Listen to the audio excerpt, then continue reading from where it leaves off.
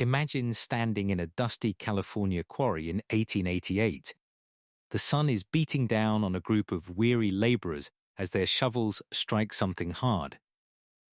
But it isn't stone. It's a skull. And it is twice the size of yours.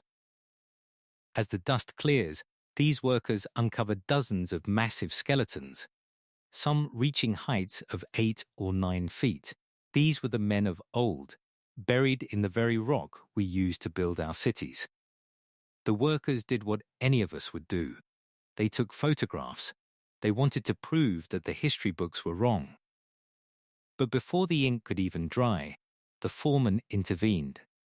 He snatched the glass plates and threw them into a roaring bonfire. Why was the evidence of a literal giant race burned in a quarry fire before the world could see it?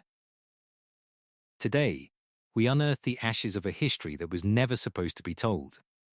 The year is 1888. In the heart of Santa Rosa, California, the ground is being torn open to feed the hunger of a rapidly expanding empire. Laborers are blasting away at the earth, providing the raw stone needed for the roads and foundations of a new world. But during one routine excavation, they breached something that shouldn't exist.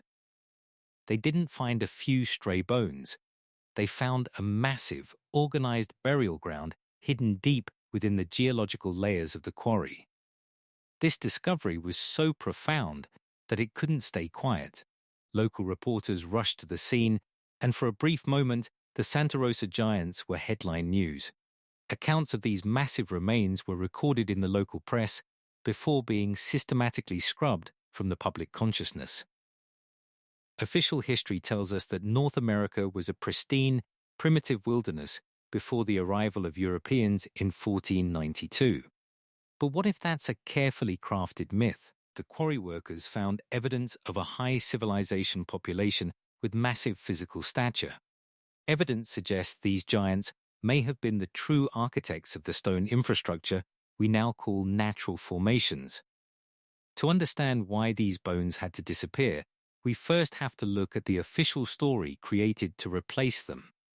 In the late 19th century, the story of humanity was being rewritten. The architects of this new narrative weren't just historians, they were men of immense institutional power. Chief among them was the Smithsonian Institution, led by figures like John Wesley Powell and the notoriously rigid Ale Herdlicka. They were tasked with a specific mission to create a standardized scientific history of the American continent. What emerged was the Small Origins Doctrine, a belief system that eventually evolved into the Clovis First model. This narrative insisted that the first Americans were primitive, small-statured hunter-gatherers who crossed a land bridge with nothing but flint tools. There was simply no room in this official timeline for a race of 8-foot-tall builders with advanced knowledge of masonry. But as the Smithsonian was cementing this primitive version of history, a massive wave of contradictions was hitting the press. Between 1880 and 1891, hundreds of reports describing anomalous giant skeletons appeared in reputable outlets like the New York Times and Scientific American. These weren't just tall tales. They were anatomical descriptions provided by local physicians and university professors. Then, suddenly, at the turn of the century, the reports stopped. A thick veil of silence fell over the scientific community.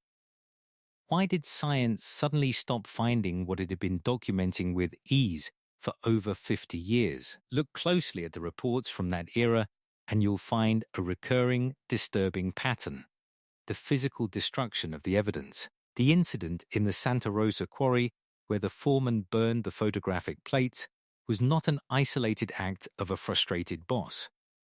There are dozens of accounts from this period of agents or government representatives arriving at discovery sites within days of a find.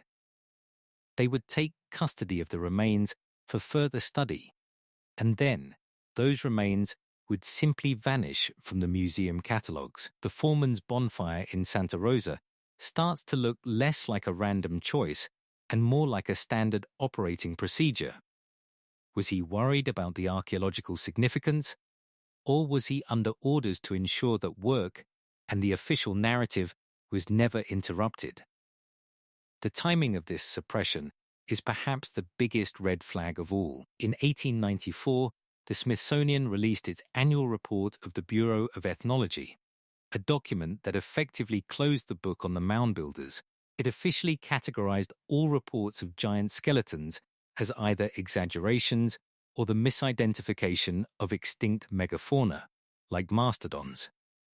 This report served as a mandate of silence, issued just as the number of discoveries in the western United States was reaching a fever pitch. It created a professional environment where any scientist who reported a giant skeleton risked losing their career and their reputation. The official story was no longer about seeking the truth. It was about protecting a timeline that had already been decided upon in Washington.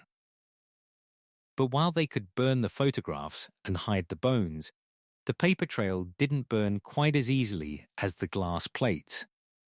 If the records of the Santa Rosa Quarry find were just local legends, we could perhaps dismiss them. But the paper trail left behind by the press of the 1880s is incredibly detailed.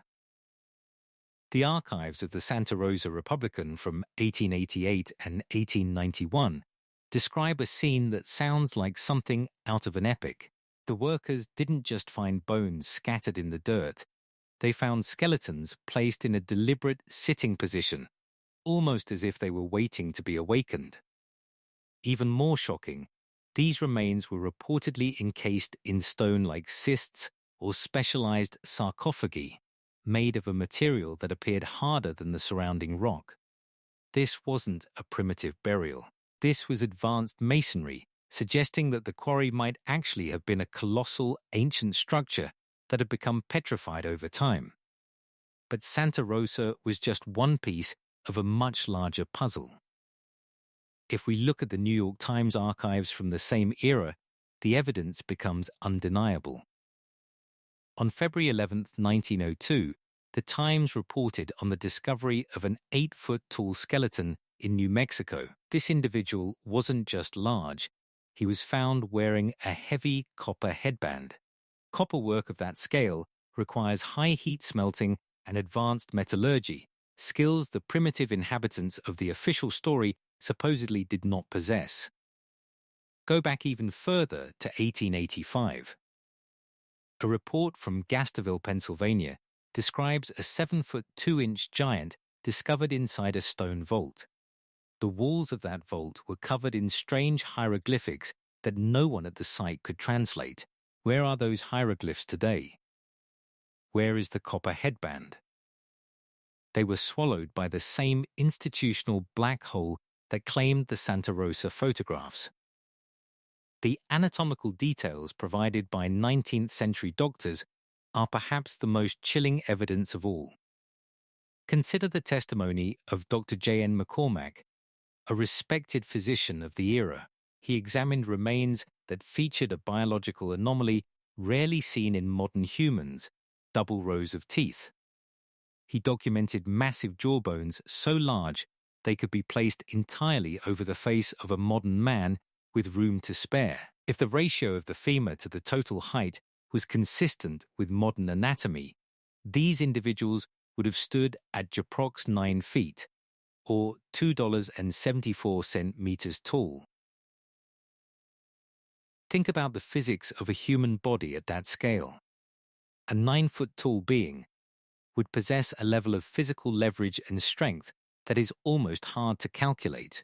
If the force required to move the massive stones of our ancient monuments is defined by F$/mar, the M or mass of these builders changes the entire physics of ancient construction.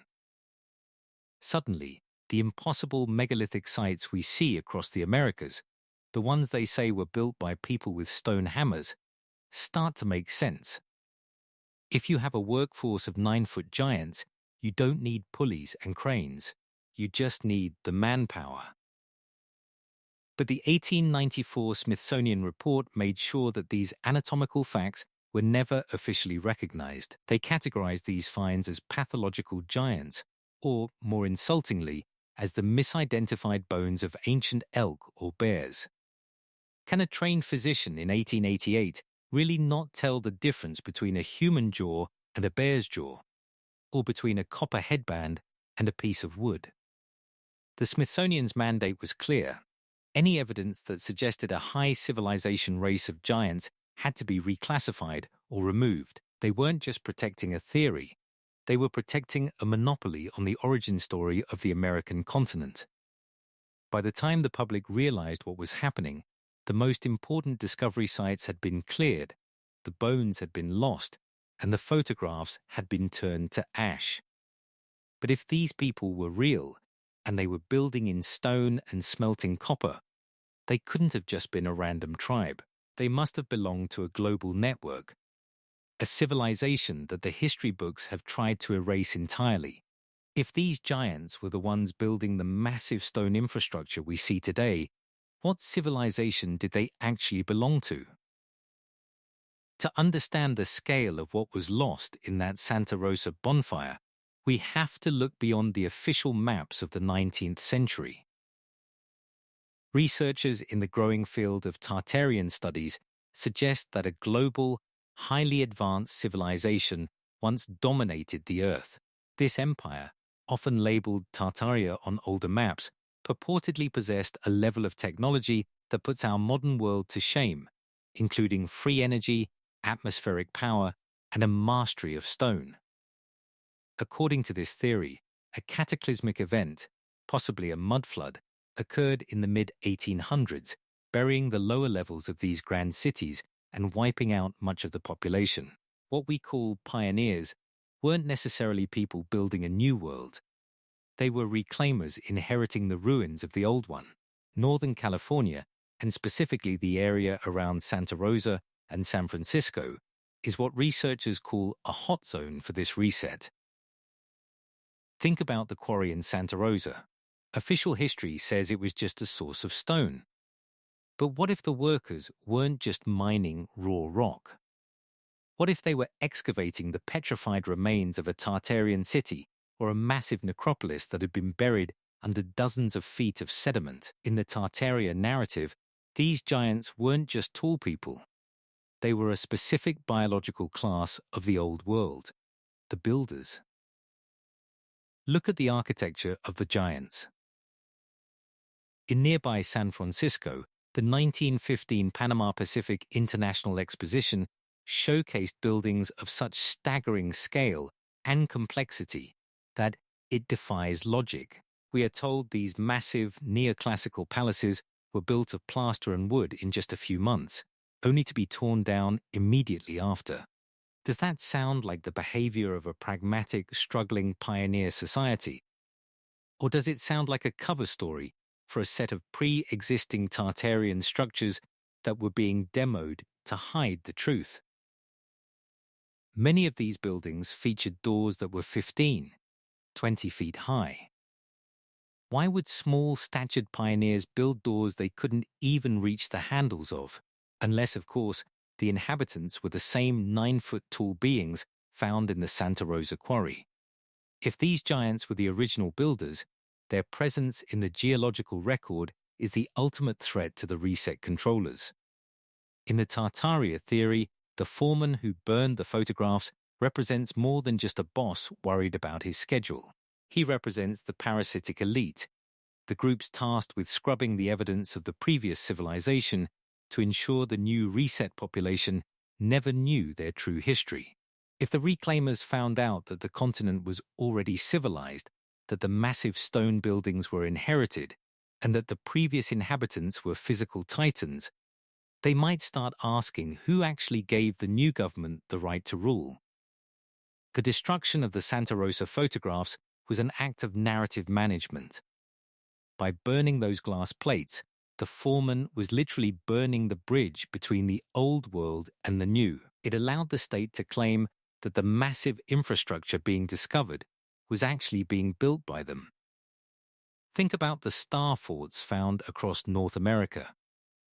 These are geometrically perfect, massive stone fortifications that the official story says were built by early explorers for defense, yet they are often found partially buried or integrated into the landscape in ways that suggest they were there long before the pioneers arrived. If the Santa Rosa giants were the ones who designed and occupied these forts, our entire understanding of military and architectural history is a fabrication.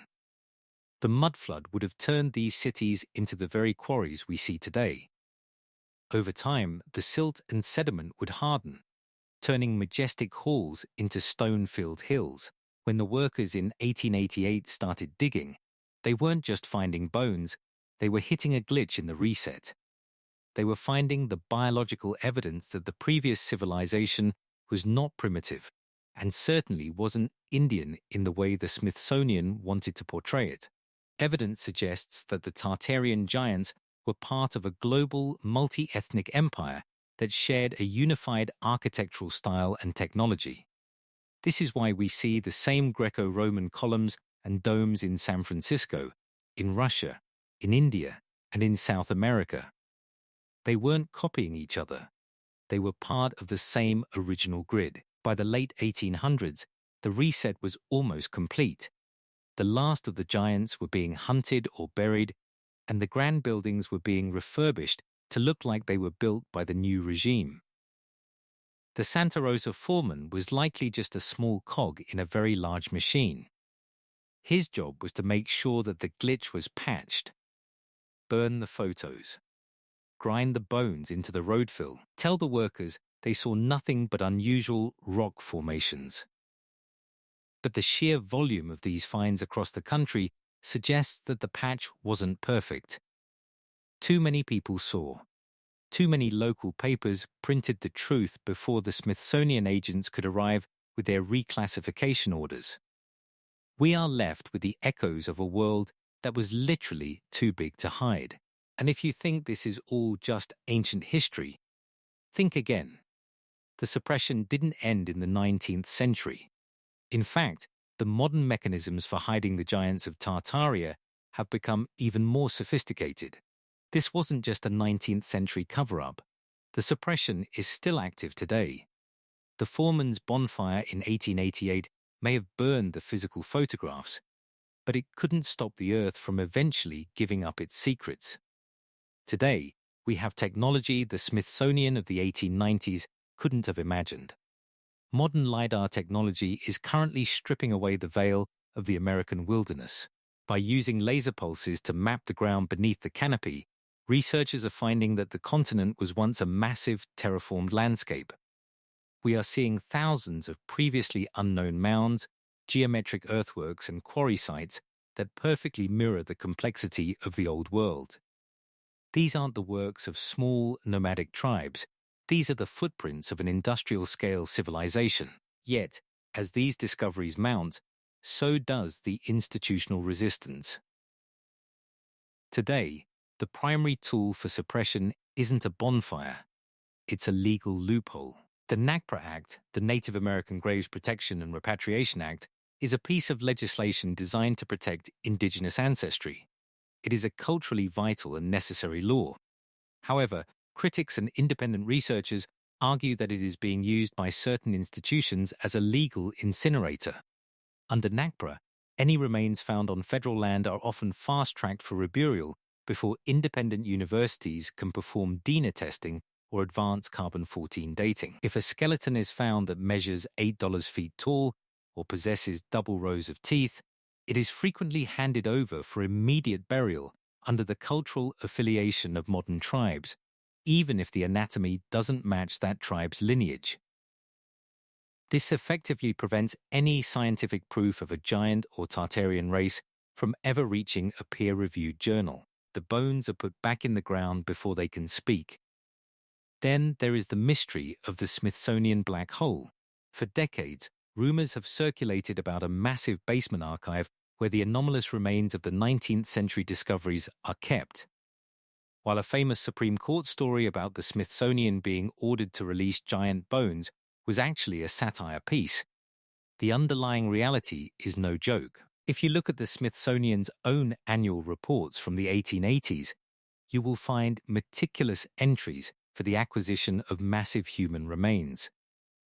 But if you visit those museums today and ask to see those specific specimens, you will be told they do not exist or were lost in transit. How does a world-renowned institution lose thousands of $7 to $9 foot-tall skeletons? The records remain, but the physical evidence has been vanished. It's a mandate of silence that has lasted for over a century. Independent researchers who have tried to track these remains often find themselves hitting a wall of bureaucracy. They are told the items are restricted or off-limits for study due to sensitivity. But whose sensitivity are they protecting? Are they protecting the dignity of the dead, or are they protecting a historical narrative that would crumble if those bones were ever put on a scale? If we were allowed to examine the Santa Rosa remains today, we wouldn't just find tall bones. We would likely find a genetic signature that links the Americas to the global Tartarian Empire. We would find the proof that our history didn't start with a land bridge, but with a global peak of human achievement that was deliberately wiped from the map.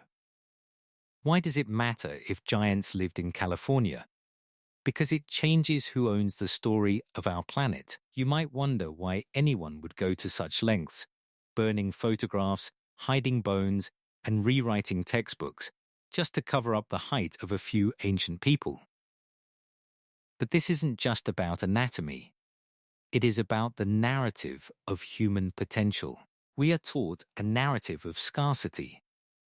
We are told that human history is a slow, agonizing crawl from primitive mud huts to our modern peak.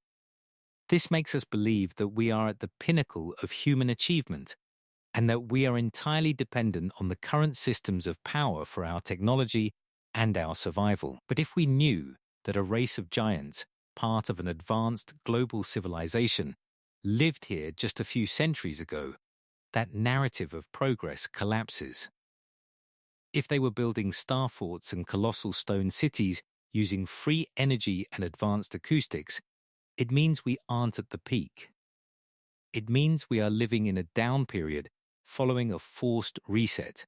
By keeping us locked in the official timeline, they keep us disconnected from the true potential of our own history. Evidence suggests that many of these quarries and mounds where giants were found are located on high quartz areas or geographical ley lines. Was there a biological, technological grid? Were these giants part of a system that could pull power from the very atmosphere? Power that the reset controllers now sell back to us for a monthly fee. If you control a people's origins, you control their destiny. If you make them believe their ancestors were primitive, they will never look for the lost keys to the old world's power. The foreman in Santa Rosa didn't just burn pictures of skeletons. He burned the visual proof that the world was once much bigger, much stranger, and much more free than the one we have today. Every time we accept the official explanation for a mystery without looking at the contradictions, we are letting that fire in the quarry keep burning. We are living among the ruins of a giant civilization, walking through their inherited cities, and calling ourselves the masters of a world we barely understand. The fire in that Santa Rosa quarry didn't just burn photos, it burned our connection to a different version of ourselves. The story of the Santa Rosa quarry workers is a haunting reminder that history is not a static record. It is a prize, claimed and defended by those with the power to light the matches. We have the verified newspaper reports from the 1880s. We have the anatomical records from local physicians. And we have the 1894 mandate of silence that turned a biological reality into a forbidden conspiracy. The evidence of the giants of Santa Rosa is a ghost in the machine of modern history, a glitch that the system has tried and failed to fully patch. The next time you look at a natural rock formation, or you walk past a massive stone wall that they tell you was built by pioneers with nothing but hand tools, stop and think. Ask yourself who was truly big enough to move those stones, and ask yourself why a simple foreman was so desperate to turn the photographic proof into ash. The truth isn't just out there. It is buried right beneath your feet, waiting in the layers. If you are ready to help us dig it up, make sure to subscribe and hit that notification bell. Comment Tartaria below if you want the deep dive on the San Francisco mud flood next.